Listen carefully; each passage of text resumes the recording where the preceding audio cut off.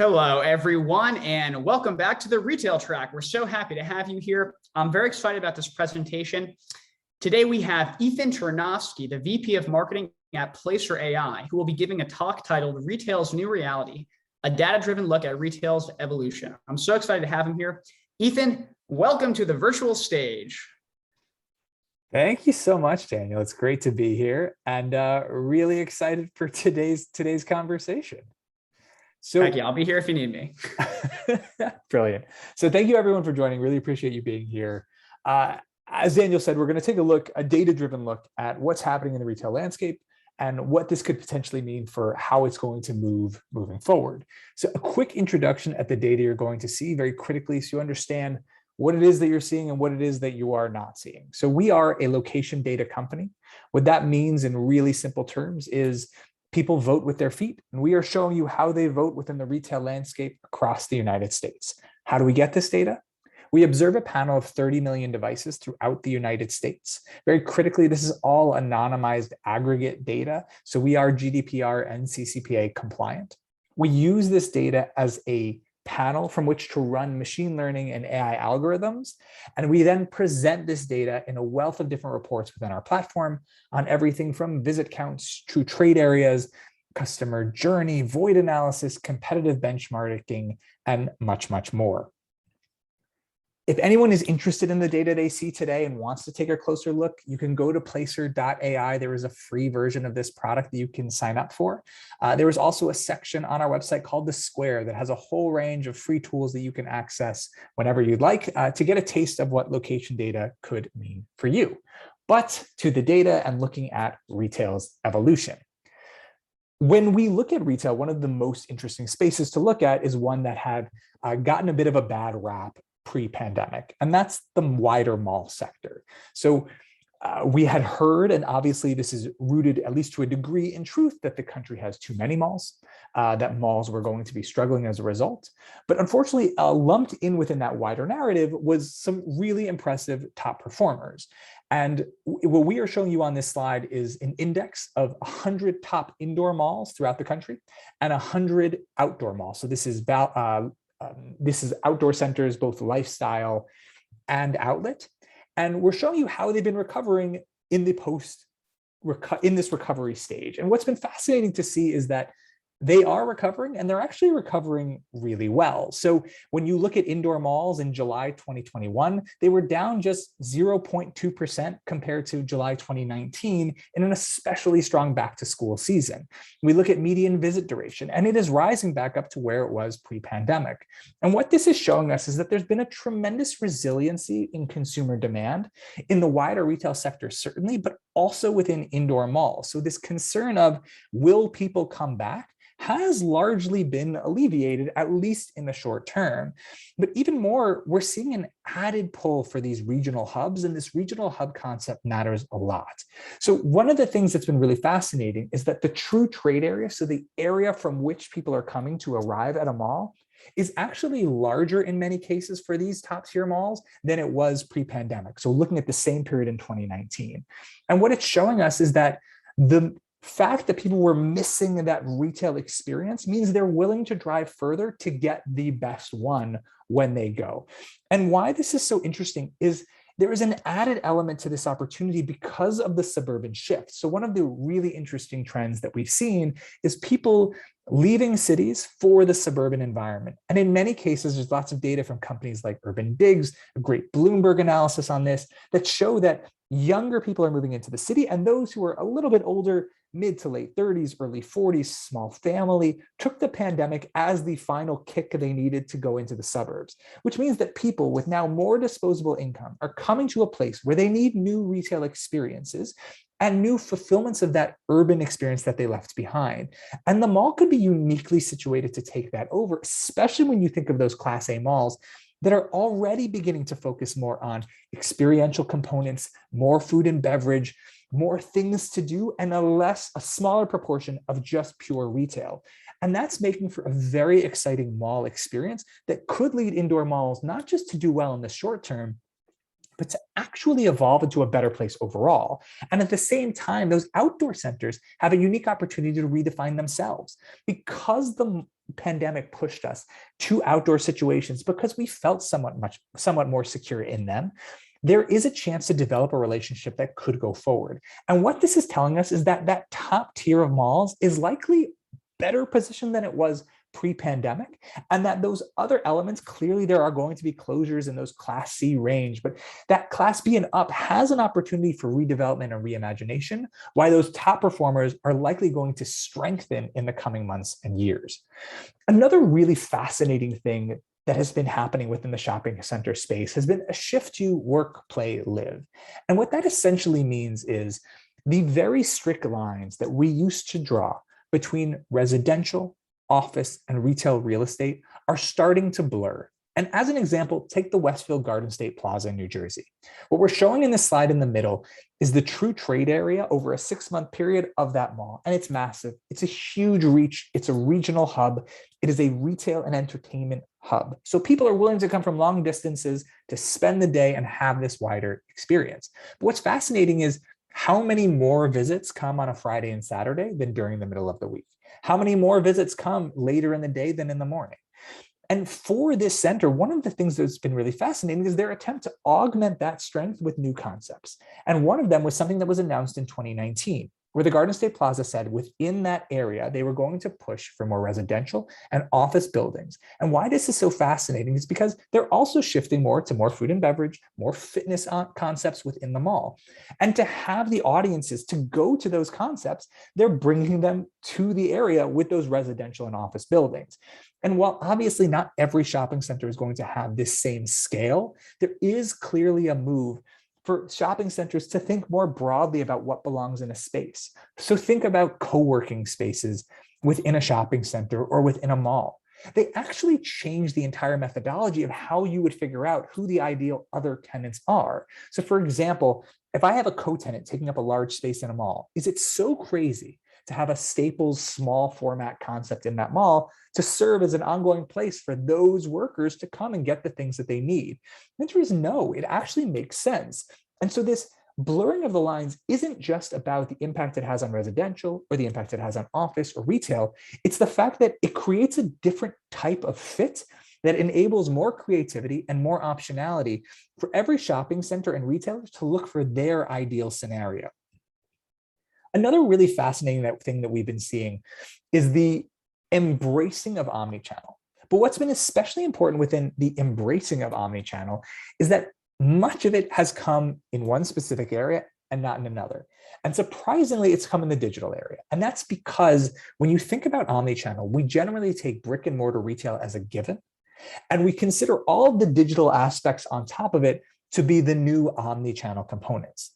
So when we look at digital assets, we think about web traffic, we think about impressions on social media, we think about live streaming and reach and brand development and the ability to grab eyeballs. We don't necessarily do the same thing with offline. And take some specific examples. When you actually look at a store, so what you're seeing in the two locations in the top right, the one to the left is an Everlane location in New York. What you are seeing is how many people, the wide reach of those who have visited that Everlane location. Yet, are we measuring the marketing value? Are we showing that this Everlane location enabled them to reach hundreds of thousands of people for significant visits? No, we're generally just looking at sales per square foot. So we're not taking into account all these incredible other values that come from that physical location. The value comes to logistics with last mile delivery, returns. If you think about a return, how much more expensive it is online than it is in a location, while also losing out on the opportunity for upsell within the location. Yet, in many cases, returns are taken off of sales per square foot numbers in a physical space. The e-commerce lift that comes from having that location in an area. The way we think about omnichannel has to evolve in order for us to maximize the full value that this impact could, in theory, bring. And that means understanding all of the incredible values that digital brings to the table, but also all of the values that physical stores bring to the table. And one of the craziest is we see many brands consider buy online, pick up in store as a digital only sale. Yet by definition, it requires a store to pick up from. So this idea of how do we fully embrace, understand, measure, and then analyze the values of both online and offline assets has to change and evolve so that we can maximize our actual footprint. Because otherwise what happens is we're flying at least semi-blind. We're giving full value to our digital channels, therefore showing all of the impacts they can potentially have, while not doing the same for brick and mortar. And this is what's giving brands who are really forward thinking, like Nike, Lululemon, Dollar General, and many others, the fuel they need to expand, while many others are actually shrinking their presence because they haven't yet fully adapted to all of the values that a specific location can provide. Another really important trend that we have been seeing is the concept of owned retail.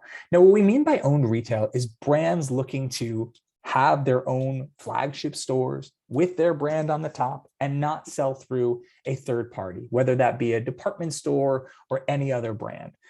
And the reason the owned retail push is so significant is that it's one of the few that offers a win-win-win. And by that, we mean a win for the landlord, a win for the retailers themselves, and ultimately a win for the consumer.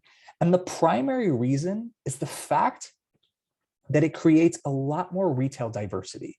So if you think of one of the primary challenges in a mall or shopping center, it's that nearby there is another mall or shopping center that looks very similar because there were many chains that had lots and lots of locations. So every mall had a Sears and every mall had a similar food court, and it was all kind of vanilla and copy and paste.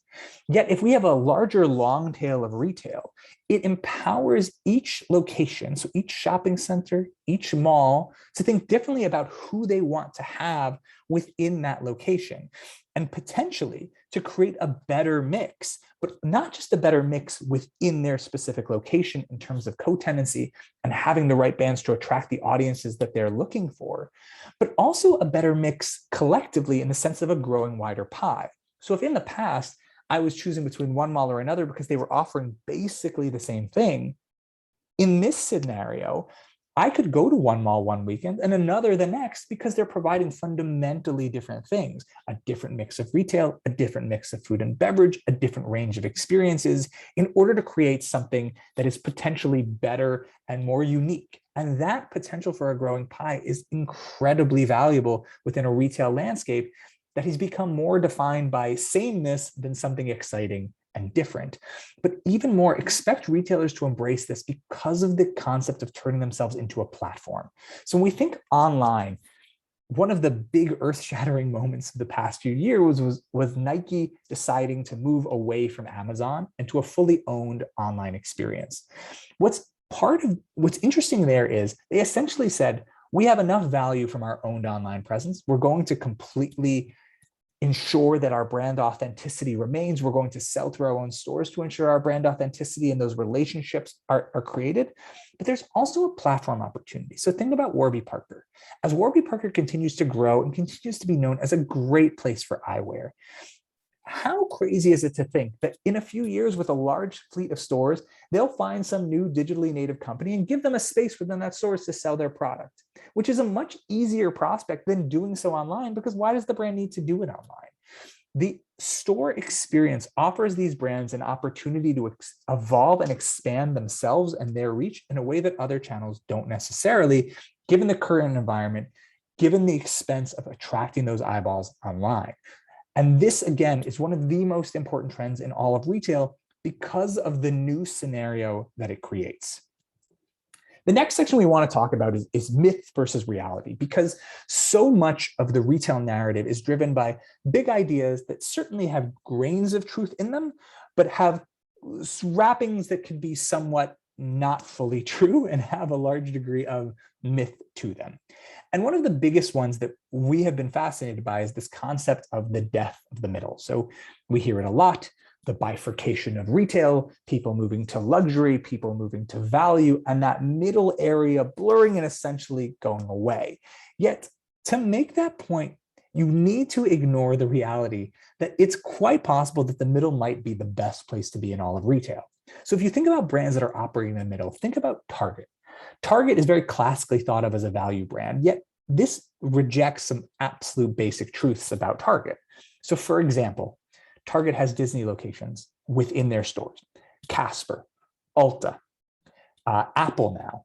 These are not cheap options. If anyone has ever bought a present for a child and they decided to buy a Disney branded item, they know that that Anna or Elsa towel from Frozen is a lot more expensive than a towel from some other brand geared towards kids. You're actually spending more than you would be. It's not value. It's an added expense. But what Target understands is that the middle doesn't want value at all costs. They want value in certain specific areas. So maybe I want to save money on socks, but I'm willing to spend more for my mobile device or for that present for my child. And the same concept is driving some really interesting changes in other players that we would define as being in this middle space. So think about Kohl's. Kohl's is bringing Sephora into locations. Sephora is not a cheap brand. It is a place where you can buy items that are potentially more expensive. But that ability to uplift their brand, to do things that are a little bit higher, means Kohl's recognizes that their audience is willing to spend more on certain items, even if they want to save on others. And there are countless examples of this across the space, but what's fascinating is it's even impacting other layers. So for example, when you look at that value lane, you see Walmart losing visit share to players like Dollar General, Big Lots, Five Below, and others. Now, critically, this does not mean Walmart is weaker. Walmart is a behemoth. They are doing incredibly well. They were a giant in offline and online retail, yet they are making actions to move a little bit up market because they recognize that the middle is a clearer lane, even if it is more complex, even if it requires a more deeper and nuanced understanding of an audience. And so what you're seeing in terms of the middle is brands succeed who are willing to invest in targeting their audience in a really specific way. So Target is so well known for merchandising on a per location basis. And this is the key to making sure you provide an experience that will work in each specific scenario, ensuring the highest potential likelihood of success. So when Dollar General launches Pop Shelf, it's not because the middle is going away, it's because the middle is the place to be in retail.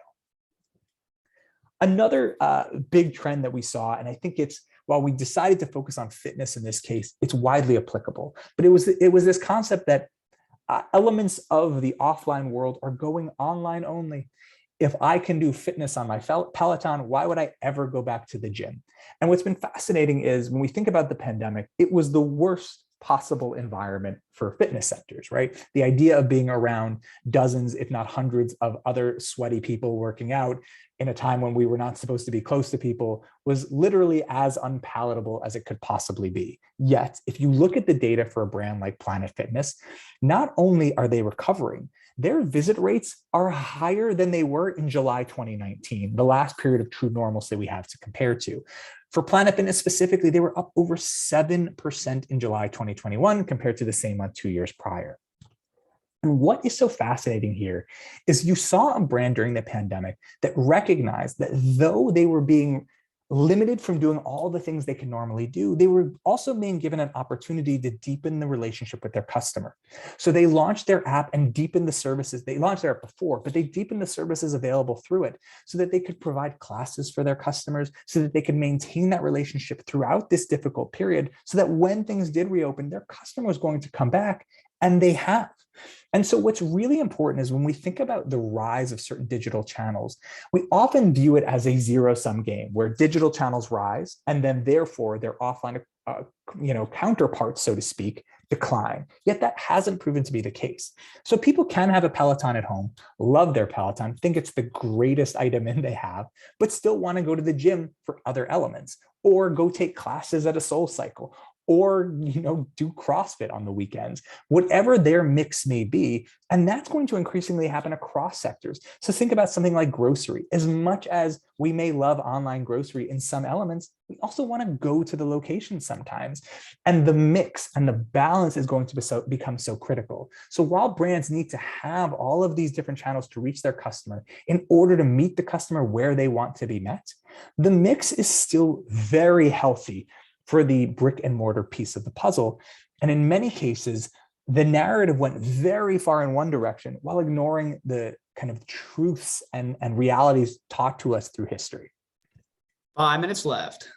With only 5 minutes left, I want to touch on two more points. I want to touch on the concept of like dining versus grocery. So this is something that's been really fascinating because one of the concepts that, again, we hear within this zero-sum game mentality is that as one thing rises, something else must by definition fall. So grocery was seen as this value-oriented channel. People are trying to save a buck. We're stuck at home. We can't go sit at a restaurant. We want to learn how to bake now that we have time at home. But now, as restaurants come back, grocery is definitely going to go back down. Yet we haven't seen that. In fact, what we saw instead was that the brands who really did well during the pandemic, even relatively in the grocery sector, are doing even better now. So brands like Publix, Albertsons, Kroger are seeing significant visit growth compared to 2019, that last period of normalcy, even though casual dining chains are actually on the rise. And what this is showing us is that people want a balance. They're not going to go to a restaurant every single night. They don't want to order from their favorite QSR restaurant every day, but they don't want to cook every single meal. And the opportunity for balance is going to create a lot of exciting opportunities for partnerships and interactions and relationships, and new innovations. So when we think about something like a meal kit, isn't the grocery store the ideal place to give us our meal kit? So we go to the grocery store, we buy the items we need, and we can pick up a handful of meal kits for that week that we know we want to do at home. The idea that there can't be these two sectors living together in harmony has skewed a lot of the way that we approach different sectors, but there is also a need to think about how these formats can evolve, because new opportunities are going to present themselves. And if we're able to see where these sectors are going, we can be part of those opportunities as they hit in their lightning in a bottle moment. The last concept that we kind of think there is a lot of myth to as opposed to reality is this idea of the death of the department store. And I'll start by saying, let's be clear, some of the biggest success stories in all of retail, the Walmarts, the Targets, they are inherently department stores. They are stores where you walk in and you have many different sections and many different experiences. When we discuss the death of the department store, we're really talking about mall-based, classic apparel, retail, fashion department stores. And yet, even in those cases, we are seeing a strong comeback. So a brand like Macy's is back within striking distance of 2019 levels already this summer, even though they should be the poster child for who struggles. Kohl's, while obviously benefiting from an offline orientation, is right back where they were in 2019, even seeing growth in weekly visits in late June and early July. And what's fascinating here is that these brands, many of them, are the ones driving the most exciting innovation in retail. So Kohl's bringing Sephora into its locations is a hugely significant concept that you can expect to see more of. More brands that have a really exciting reach and appeal, who are looking to understand what their offline presence might mean, partnering with bigger brands in order to test out what those off-mall and out-of-urban area locations may be. So expect more of that, especially with digitally native direct-to-consumer companies. But as we go, there's also been really exciting moves from some of the brands that we tend not to give the same amount of credit to. So Bloomingdale's launching their Bloomies concept, Macy's launching Market by Macy's and Backstage, Neiman Marcus launching new concepts, and all of this centered around the idea of diversification. So asking, how can we better reach our audience in the specific markets where they are in the way that they want to be met? And what this means is that more brands are embracing the fact that they want to spread their eggs amongst more baskets so that they can adapt to different situations more effectively. And so even in the department store sector, there is tremendous signs of life and a likelihood that though there will be right sizing, if that right sizing is done strategically, it can create a better scenario for the department stores themselves, for the malls and shopping centers they sit in, and for the consumers who have grown to love these brands so much. And with that, if at any point you still have questions, please type them in the chat and we can go from there. Thank you so much, Ethan. A big virtual round of applause is, I'm sure, coming from the audience. I know I really enjoyed that. If you're watching this, go do some networking and we'll catch you the next one. Thanks so much.